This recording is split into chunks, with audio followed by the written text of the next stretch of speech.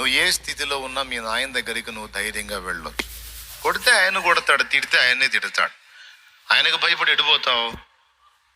ఆయన గాక నిన్ను ప్రేమించేవాడు ఎవడున్నాడు? ఆయన గాక నీ యోగక్షేమాలు కోరేవాడు ఎవడున్నాడు?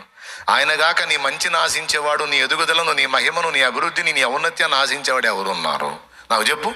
ఎవరన్నా ఉంటే నేను కూడా వస్తా, ఇద్దరం కలిసిపోదాం. ఒక్కడున్నాడా?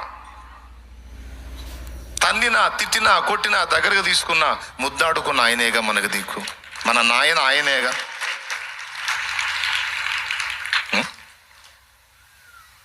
ఎవరయ్యా మన నాయన? ఆయనేగా.